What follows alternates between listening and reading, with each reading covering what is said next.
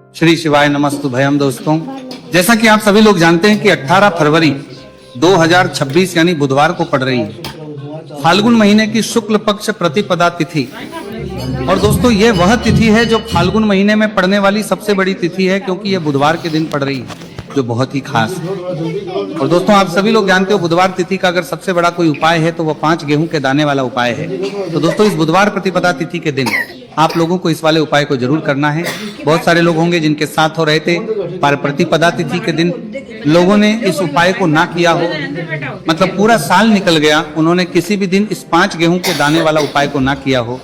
पर दोस्तों, आपके पास एक आखिरी मौका बचा हुआ है, जो कि 18 फरवरी बुधवार प्रतिपदा तिथि के दिन है।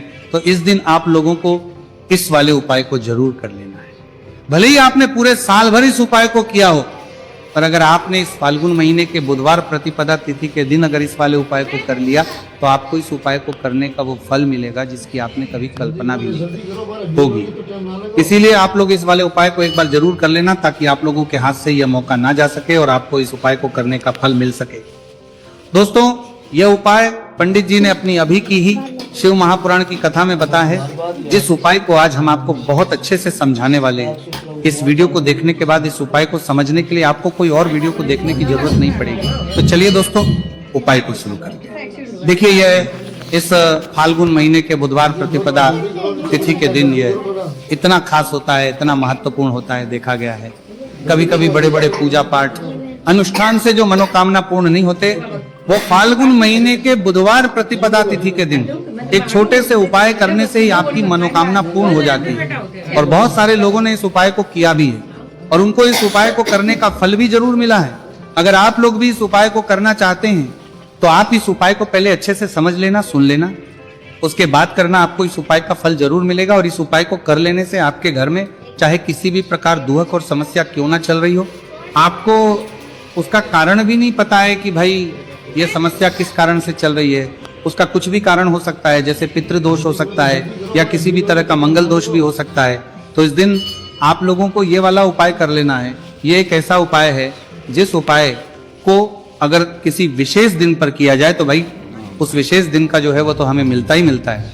पर हमने उस दिन पर इस 5 गेहूं के दाने वाला उपाय को किया है तो हमें उससे भी बड़ा फल मिलता है, और फल बहुत जल्दी मिलता है, क्योंकि आप इस उपाय को बहुत ही बड़े और विशेष दिन पर कर रहे हो।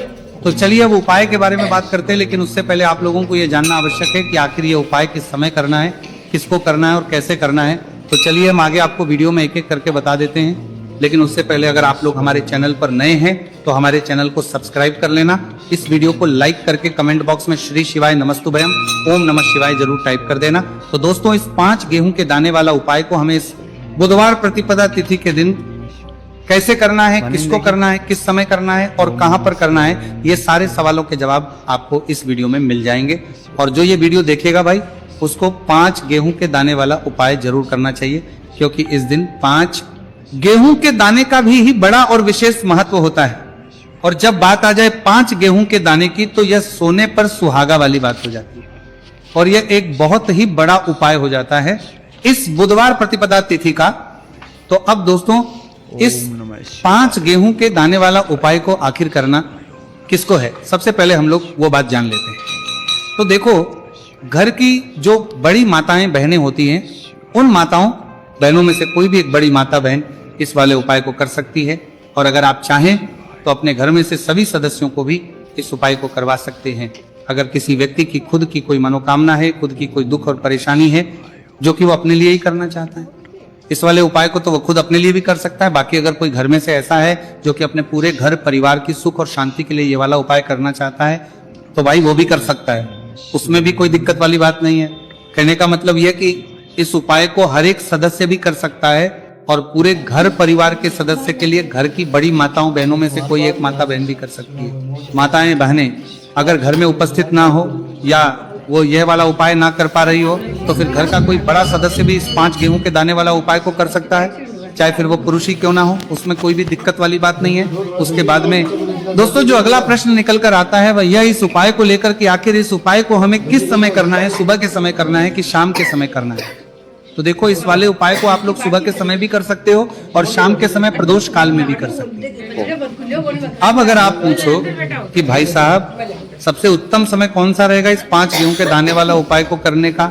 तो हम आपसे बस यही कहेंगे कि इस उपाय को आप सुबह के समय करेंगे तो ज्यादा बेहतर होगा, बाकी अगर के समय भी करेंगे तो भी अच्छा होगा, उसमें कोई भी दिक्कत वाली बात नहीं है।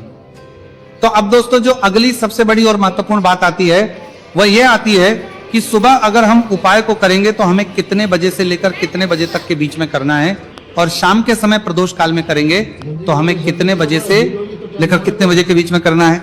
सुबह जितनी जल्दी हो सके आप उपाय को करने की कोशिश करना, बाकी किसी कारणवश लेट भी हो जाओ, थोड़ी देर भी हो जाए तो 10 या 11 बजे तक भी आप उपाय कर लेना, पर 12 बजे से ज्यादा देरी ना हो, ठीक है, इस बात का ध्यान रखना। उसके बाद में दोस्तों अगर शाम के समय प्रदोष काल की बात करें, प्रदोष काल का जो समय है होता है वो शाम के 6 बजे से शुरू हो जाता है। मतलब शाम के 6 बजे से लेकर 7 बजे के बीच का जो समय होता है ये समय प्रदोष काल का समय होता है। इस उपाय को 7 या 8 बजे के बीच में भी कर सकते हो, मतलब शाम के 6 बजे से रात 8 बजे के बीच में आप कभी भी इस वाले उपाय को करते हो, उसमें कोई भी दिक्कत वाली बात नहीं है। परंतु बुधवार प्रतिपदा तिथि के दिन कोशिश करना कि समय के अंतर्गत ही कर लो। किसी कारणवश ना कर पाओ तो थोड़ा देरी से भी कर सकते हो, आपको उपाय का फल जरूर मिलेगा। देखिए गुरुदेव ने बताया है कि जो प्रत्येक महीने पंचमी की तिथि आती है वह हमारे जीवन से सारे संकटों को दूर करने के लिए बहुत ही खास होती है। तो देखिए आज के इस पूरे वीडियो में हम आपको गुरुदेव बताए गए 2 से 3 बहुत ही चमत्कारी उपाय बताने वाले हैं। ये तीनों ही उपाय आपके जीवन के सारे संकट और समस्याओं को समाप्त करने वाले हैं। तो चलिए दोस्तों जान लेते हैं गुरुदेव द्वारा बताए गए सबसे पहले चमत्कारिक और विशेष उपाय के बारे में।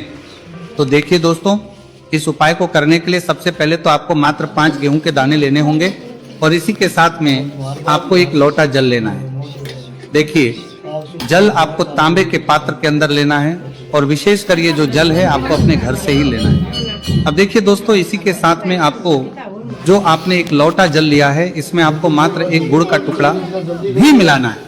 पूज्य गुरुदेव ने बताया है कि जब भी हम ये गुड़ का टुकड़ा इस पात्र के अंदर डालते हैं तो ये हमारे जीवन के कई प्रकार के दोषों को समाप्त करने के लिए होता है। देखिए ये जो जल है हमारे जीवन से वास्तु दोष, काल दोष और पितृ दोष को समाप्त करने वाला है, तो इसीलिए आपको मात्र एक गुड़ का टुकड़ा भी इस जल में मिलाना है।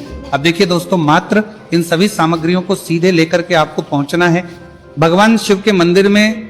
केवल आपको एक विशेष बात का ध्यान रखना है कि आपने जो 5 गेहूं के दाने लिए हैं ये कहीं से भी टूटे हुए खंडित नहीं होने चाहिए, इस बात का आपको विशेष कर ध्यान रखना है।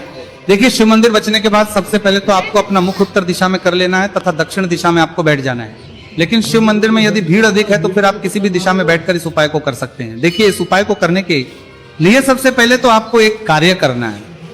आपके पास जो 5 गेहूं के दाने हैं इन्हें आपको अपने हाथ में लेना है और आपने जो ये गुड़ से युक्त जल तैयार किया था ये जल आपको इन गेहूं के दाने पर डालना है। यानी कि आपको ये जो गेहूं के दाने ही शिवलिंग पर गीले के ही अर्पित करने हैं, क्योंकि सूखी चीजें हम कभी भी शिवलिंग पर अर्पित नहीं करते हैं।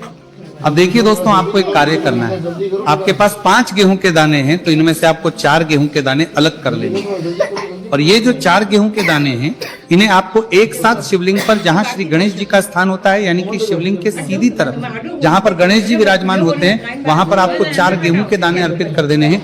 और आपको श्री शिवाय नमस्तु भयम या फिर ओम नमः शिवाय इस मंत्र का कम से कम 11 बार जाप कर लेना है। देखिए आपको 4 गेहूं के दाने शिवलिंग के सीधी तरफ अर्पित कर देने हैं। अब इसके बाद आपके पास जो अंतिम गेहूं का दाना बचा हुआ था 5वां गेहूं का दाना, इससे आपको जो आपके पास जल का पात्र है उसमें डाल देना है और ये जो जल है इसे आपको धीरे धीरे भगवान शिव के शिवलिंग पर ही अर्पित कर देना होगा।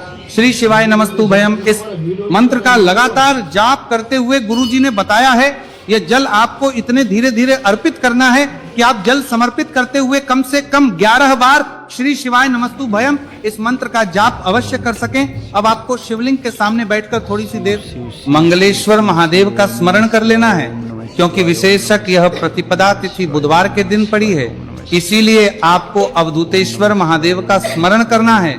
अब आपको आपके जीवन में जो भी असफलताएं चल रही हैं उन्हें दूर करने की प्रार्थना कर लेनी है। व्यापार में अगर आपको सफलता नहीं मिल पा रही है, आपका बच्चा पढ़ाई लिखाई नहीं कर पाता है या फिर आपके विवाह में विलंब हो रहा है, तो जिस भी प्रकार की आपकी समस्या है उसे आपको महादेव के समक्ष रख देना है। गुरुदेव ने बताया है जो भी व्यक्ति ये उपाय इस प्रकार से कर लेता है तो उसके जीवन की जो सारी परेशानियां हैं वह धीरे धीरे करके समाप्त होने लगती हैं। चलिए दोस्तों, हम जान लेते हैं गुरुदेव द्वारा बताए गए दूसरे खास उपाय के बारे में। देखिए, यह जो उपाय है आपके जीवन में चल रही कर्ज की समस्या को समाप्त करने के लिए है। देखिए, पूज्य गुरुदेव कहते हैं कि कई बार हम कर्ज तो ले लेते हैं, लेकिन उससे उतारते समय हमें कई प्रकार की कठिनाइयों का सामना करना पड़ता है। और जब हमारा ये कर्ज नहीं उतरता है तो हमारे दिमाग में केवल एक ही बात रहती है कि एक बार है कर्ज उतर जाए, उसके बाद में जीवन में कभी भी कर्ज नहीं लूंगा। तो विशेषकर जीवन से कर्ज से जुड़ी हुई समस्या को समाप्त करने के लिए आपको यह चमत्कारी उपाय करना है। देखिए, इस उपाय को करने के लिए सबसे पहले तो आपको मात्र एक लोटा शुद्ध जल लेना होगा, तांबे के पात्र के अंदर अपने ही घर से। इसी के साथ में आपको मात्र एक गुड़ का टुकड़ा भी लेना होगा। गुड़ का टुकड़ा आपको मात्र छोटा सा ही लेना। और सबसे आखिर में आपको मात्र मसूर की दाल लेनी होगी। यदि आप चाहे तो मसूर की दाल 11 भी ले सकते हैं, या फिर 21, 41, 41, 41 या फिर 108, जितनी भी आपके पास मसूर की दाल उपलब्ध है उतनी मात्रा में आप मसूर की दाल ले सकते हैं। अब मात्र ये जो तीनों ही सामग्रियां हैं इन्हें सीधे लेकर के आपको पहुंचना है भगवान शिव के मंदिर में। पूज्य गुरुदेव ने बताया है कि यह उपाय चाहे तो शाम के समय में भी कर सकते हैं। शाम को प्रदोष काल के समय में यदि आप यह उपाय करते हैं तो आपके लिए सर्वोत्तम होता है। प्रदोष काल के समय यदि आप यह उपाय नहीं कर सकते हैं तो फिर आप यह उपाय सुबह से लेकर के शाम तक किसी भी समय में कर सकते हैं। देखिए, मंदिर पहुंचने के बाद सबसे पहले तो आपके पास जो गुड़ का टुकड़ा है इसे आपको उस जल के पात्र के अंदर डाल लेना है। और ये जो जल है इसे आपको भगवान शिव की शिवलिंग पर धीरे अर्पित कर देना है। श्री शिवाय नमस्तु भयम, इस मंत्र का लगातार जाप करते हुए और तुम्रुकेश्वर महादेव का स्मरण करते हुए, अब देखिए, आप जो मसूर की दाल लेकर के गए थे इन्हें आपको एक एक करके शिवलिंग पर अर्पित करना है। आपको एक मसूर की दाल शिवलिंग पर अर्पित करनी है। फिर आपको आर्यन मुक्तेश्वर महादेव का स्मरण करना है। फिर दूसरी मसूर की दाल आपको शिवलिंग पर अर्पित करनी है। फिर आपको आर्मुक्तेश्वर महादेव का करना है।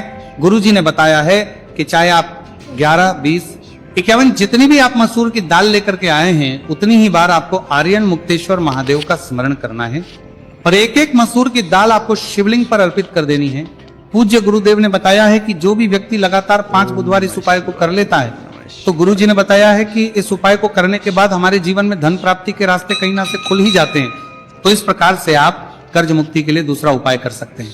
अब दोस्तों, हम जानते हैं तीसरे विशेष और चमत्कारिक उपाय के बारे में। देखिए, यह उपाय विशेषकर ऐसे लोगों को करना है जिनके शरीर में कोई भी रोग हो गया है, कोई भारी बीमारी हो गई, या फिर जिनके बिजनेस में, व्यापार में बढ़ोतरी नहीं हो पा रही, लगातार उनका व्यापार ठप होते जा रहा है, या फिर उन्हें अपने नौकरी में पदोन्नति नहीं प्राप्त हो पा रही है, या फिर यदि जीवन में धन की प्राप्ति नहीं हो पा रही है, तो विशेषकर ऐसे लोगों को यह उपाय करना है। देखिए, इस उपाय को करने के लिए आपको मात्र एक लोटा शुद्ध जल लेना होगा तांबे के पात्र के अंदर अपने घर से। अब देखिए, इसी के साथ में आपको मात्र 5 बेलपत्र लेनी है। देखिए, यदि आपको बेलपत्र प्राप्त नहीं हो पाती है तो आप शिवलिंग पर चढ़ी हुई बेलपत्र को पुनः शुद्ध जल से धो करके उनका उपयोग कर सकते हैं। लेकिन आपको ध्यान है कि जो बेलपत्र है वह कहीं से भी टूटे हुए, खंडित नहीं होनी चाहिए। तो देखिए, आपको मात्र ये जो दोनों ही सामग्रियां हैं इन्हें लेकर के पहुंचना है भगवान शिव के मंदिर में। यह उपाय भी आप सुबह से लेकर के शाम तक किसी भी समय में कर सकते हैं। देखिए दोस्तों, मंदिर पहुंचने के बाद सबसे पहले तो आपके पास जो 5 बेलपत्र हैं, इन 5 ही बेलपत्र की डंडी को आपको पकड़ करके और शिवलिंग पर, जहां श्री गणेश जी का स्थान होता है, वहां पर आपको ये बेलपत्रियां स्पर्श, आपको ये बेलपत्रियां रखनी नहीं है, केवल आपको टच करवानी है। आपको 5 बेलपत्र को एक साथ स्पर्श करवानी है।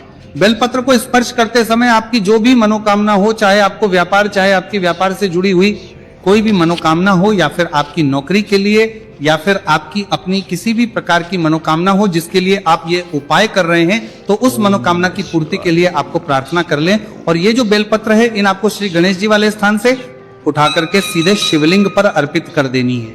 देखिए, 5 ही बेलपत्री आपको इस प्रकार से अर्पित करनी है कि जो चिकनी साइड है वह शिवलिंग से स्पर्श रहेगी, डंडी वाला भाग जलाधारी को रहेगा।